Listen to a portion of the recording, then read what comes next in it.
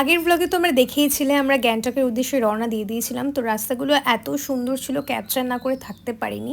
মানে আস্তে আস্তে আমরা গ্যাংটকের দিকেই যাচ্ছিলাম। কয়েকটা রাস্তা একটু এবড়ো খেবড়ো ছিল, প্রচণ্ড ধুলোবালি ছিল, কিন্তু সেগুলো আলটিমেটলি দেখতে খুব ভালো লাগছিল। এই রাস্তাটা যেমন খুব ধুলোবালি ছিল, বাট তাও আমি ক্যাপচার করেছি কারণ আমার ভীষণ ভালো লাগছিল। তো আস্তে আস্তে আমরা গ্যাংটকের দিকেই যাচ্ছিলাম। একটুখানি ব্রেক নিতে এলাম, এই দেখো এই রাস্তাটা দিয়ে এলাম। একটা আলাদা ফিলিং।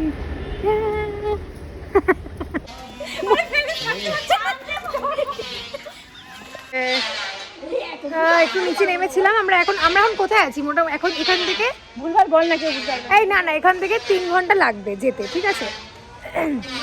3 ঘন্টা তো লাগবে এখান থেকে যেতে। কেমন লাগছে বলো? মায়ের শরীরটা খুব খারাপ, বাট এখন ঠিক হয়ে গেছে। আমরা অনেকটা নিচে এসছি, আবার ওপরের দিকে উঠবো। চলো ওপরের দিকে যাই।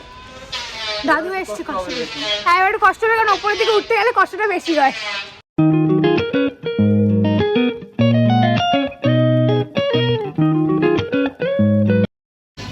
কেমন লাগলো দৌড়ে? ওখান থেকে উঠে যাচ্ছিল না, কি লাগছিল পুরো।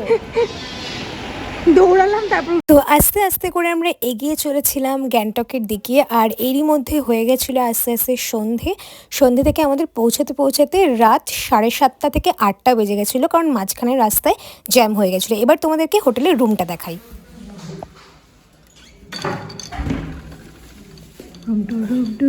This is my private room, guys. শোনো মা, সকালের ভিউ আলাদা হয়, রাতের ভিউ আলাদা হয়, ঠিক আছে? দুটোর মধ্যে অনেক ডিফারেন্স আছে।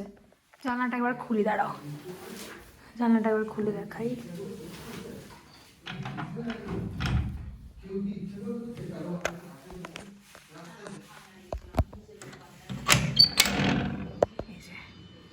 জানলা থেকে ভিউ আমার রুমের।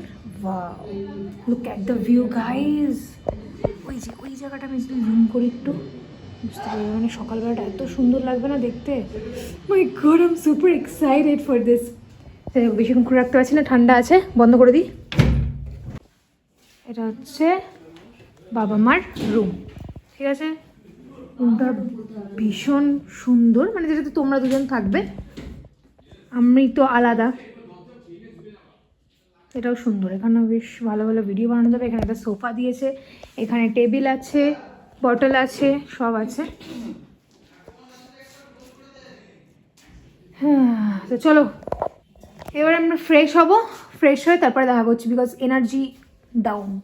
হ্যাঁ দাও অল্প দেবে, সস কিন্তু ঝাল হয়, বোনকে আমাকে অল্প দেবে।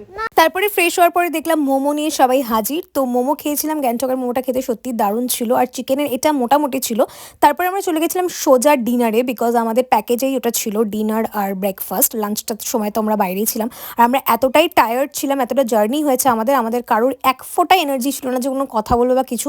সোজা আমরা ডিনার করলাম, ডিনার করে ঘুমিয়ে পড়েছিলাম। সকালবেলার ভিউটা তোমাদেরকে দেখাচ্ছি। সকালবেলা একটা মানে বৃষ্টি হালকা ছিল, এবার ভয় পাচ্ছিলাম যে কিরকম কি ওয়েদার থাকবে না। গুড মর্নিং এভরিওয়ান, অনেকক্ষণ আগে গুড মর্নিং হয়েছে। এবার হচ্ছে গিয়ে সকালবেলা যখন উঠেছি তখন টেম্পারেচার ছিল 3টে বাজে। আমি 3টে থেকে জেগে আছি, এক্সাইটেড এত যে বরফ দেখবো। বাট ব্যাপারটা হচ্ছে কি, ওখানে খবর পেলাম যে এখানে একজন গেছিল আর কি, উনি বললো যে ওখানে যেতে দিচ্ছে না। এবার জানি না যেতে দেবে কি দেবে না, বাট ওটা নিয়ে টেনশন করছি। হয়তো সামনে থেকে কিছুটা গাড়ি গিয়ে তারপরে ব্যাক করতে হবে। এবার জানি না কি হবে, কারণ দেখার খুব ইচ্ছা আছে। ঠান্ডা অলরেডি লেগে গেছে, মানে 3-4টের বেশি লেয়ার পরে আছি, আর সবকটা গরম, ঠিক আছে? তাও ঠান্ডা এত। বলবি তো, আমি হাত দিয়ে খাচ্ছিলাম। ঠিক আছে, হাত দিয়েই খাচ্ছি আমরা, কোনো অসুবিধা নেই। এটা গিফট ভ্যালেন্টাইনে তোমার।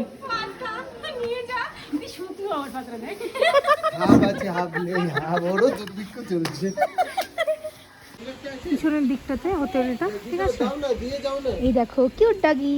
স্যার যাবো এখন, নিচের দিকে যাচ্ছি। আমাদের গাড়ি দাঁড়িয়ে আছে, জানি না কতটা কি যেতে পারবো, কারণ স্নোফল হচ্ছে বলছে ওখানে, তাই জন্য রাস্তা বন্ধ করে দিয়েছে।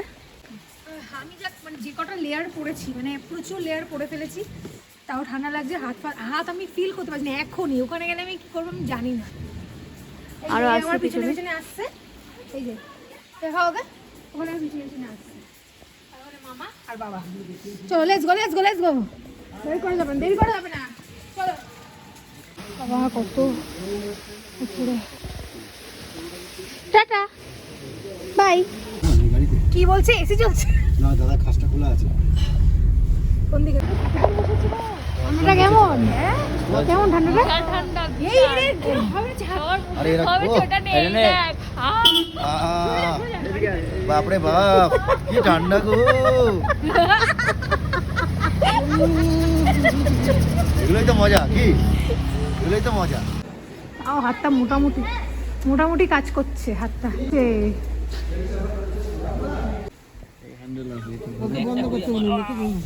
খাও একটু সবাই।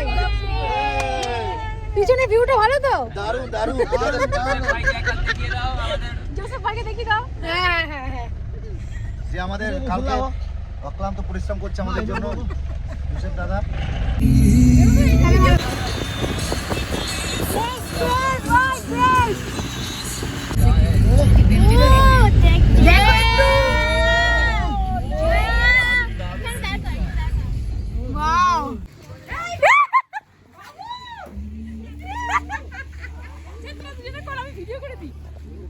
My God!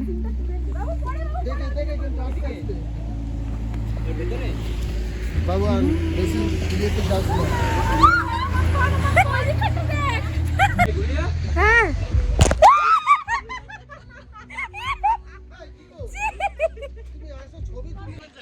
কোনো কিছু ইয়ে করতে পারছি না, দম নিতে অসুবিধা হচ্ছে, সব কিছু প্রবলেম হচ্ছে।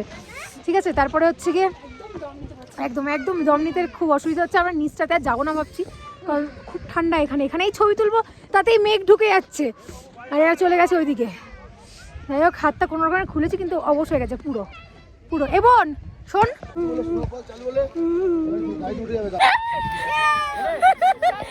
তো ওখান থেকে আসার পরে আমাদের প্রচণ্ড খিদে পেয়েছিল, তাই জন্য আমরা ডাইরেক্ট চলে গেছিলাম লাঞ্চ করতে। লাঞ্চ আজকে ভীষণ সিম্পল খাবার ছিল, ডিম ভাজা ছিল, আলু ভাজা ছিল, তার সাথে আচার ছিল আর ডাল ছিল। আর বিকালবেলা আবার বাবারা নিয়ে চলে এসেছিলো মোমো। পুরো এক প্লেট খেয়ে নিবি মোমো? মোমো এক প্লেট খেয়ে নিবি? মোমোর টেস্ট বেড়ে যায় না, মানে মোমোর টেস্ট আলাদা। বলো পুরো মেঘ ঢুকছে, কিচ্ছু কিচ্ছু আছে। মেঘ